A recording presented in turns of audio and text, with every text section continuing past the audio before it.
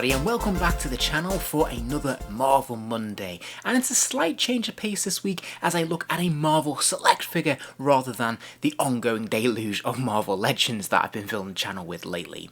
And this week I'm going to be focused on the recently released Mr. Fantastic figure from Diamond Select Toys. With this release, we are 3 courses through building our Fantastic Four team, and the Invisible Woman is coming later this year. So by the end of the year, we should have the full quartet. And it's certainly about time. It's hard to believe it's taken this long to get a full lineup, a full roster of our Fantastic Four team from Marvel Select. But let's start off by taking a look at the packaging. Now, it is the standard Marvel Select packaging, so it is oversized, it is big, it is chunky, and it is bulky.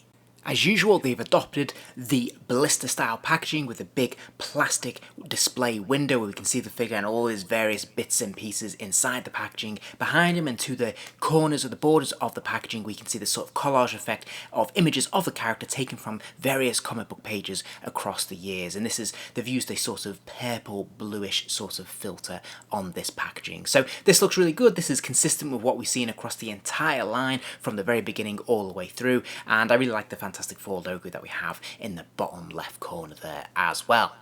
When we look at the side panel, we can see that this is nice and thick. Again, this is the standard size that we've seen across the years. It isn't the more slimmed down version we've seen in recent years and months. This is the thicker, full width version of this side panel, and it looks really cool. I really like how they use this space. There's no text on this whatsoever. They do have opted for an image of the figure himself. Sometimes they use comic book images. That would be my only criticism. I wish it was consistent, but this is still a great image. This is really nice. You can put this on display on your shelf side by side with your other figures, and it's going to look pretty colourful and interesting. And then finally, if we flip the packaging over on the reverse, we can see that collage in the background again. A few more bigger, clearer images here, which look pretty nice. Of course, we have the name Mr. Fantastic there. And then we have these 2 cool images of the figure. One showing off some of the accessories with a nice dynamic background. Looks like he's in his lab there, which looks pretty cool. And then we have a little bit of text about the character and then some logos and small print at the bottom of the packaging there. So this is really displayable. This looks really great in its own right. So here is the figure himself, and I have to say, I think he's been worth the wait. In fact, I think he's benefited from the wait because they've made several enhancements and improvements to their figures since the initial Thing release all those years ago. So if we start by looking at this head sculpt, I don't think they've taken inspiration from any one particular artist. Of course, there's been many interpretations of the character across the years.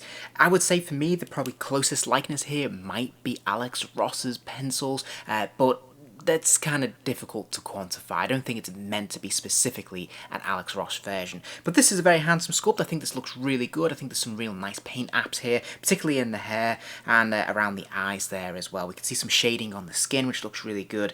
And I think overall, this is a really nice, heroic sculpt they've gone for, and it works really well. I might be wrong, but I think the body sculpt is entirely new. They may have recycled some parts, but I do think this is original. Nevertheless, it looks really good. They've done a really nice job. All of the various cuts and grooves are actually sculpted in, so where one part of the costume begins and ends with a Fantastic Four logo, the various bands around the neck and of course around the waist, they're all sculpted in parts. And what's particularly nice, and I'm not entirely sure that the camera's really showing it up, is that there is a nice dark paint wash running over this beautiful blue costume. We can see there is a dark shadowing over some of the key muscle groups, and it just adds that extra depth and dimension to the figure, which just makes it look more authentic. It absolutely looks fantastic to me right the way through the entire figure, and I think they've done a really nice job. And this is a really good example of what some of the other competitive toy companies are missing out on right now. I'm thinking of Marvel Legends and in particular McFarlane Toys. Looking at the articulation, there is a ball joint in the top of the neck allowing the head to move from side to side.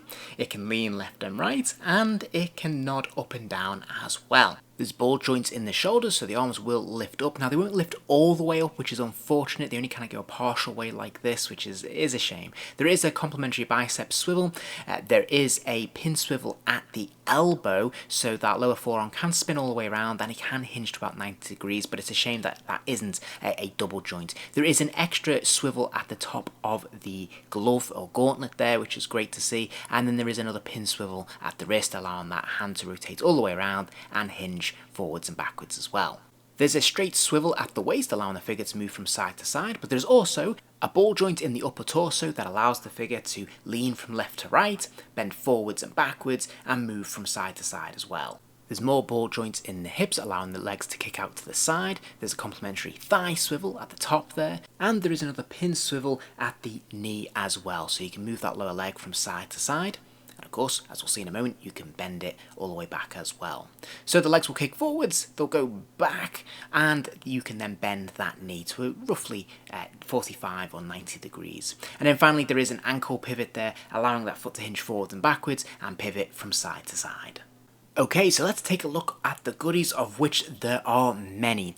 First up, he comes with 3 additional hands, the ultimate nullifier, an extended torso, 2 extended arms, one with closed fist, one with open hand, and an extended neck. But that's not all, because we also have this really cool wraparound base. This is his torso that's wrapped around an enemy, and we can place an enemy in there, and we'll take a look at what that looks like in a moment. This is a really cool, diverse array of extras, and it really makes for a lot of interesting and different kind of looks for this figure. So of course, when it comes to the nullifier, he can hold that in his hand. It's a simple prop, but he holds it nice and tight with his gripping hand, and it looks pretty cool and in scale, and yeah, I can't really fault it. When it comes to the extended hands, we've seen these before from other toy companies. We've seen it from Marvel Legends, for example. It looks pretty cool, works really well, and I think the proportions look great, actually. It's quite eye-catching and quite fun. But undoubtedly, where Marvel Select have broken the mould and gone that one step further and done something really innovative and different, and it's such a small thing, is the extended neck. I don't think anyone's ever produced anything like this. It's not something I would even think of, but it's really, really cool and core to the character. And I really like that they've thought this through and given him something very, very different to what we've seen before. And it's strange looking, but it works really quite well. And then we have the extended torso and the wraparound base. When you put them together, these look great. This looks quite naturalistic again. The base is painted, it has that wash running through, which looks really, really nice and effective and consistent with the rest of the figure.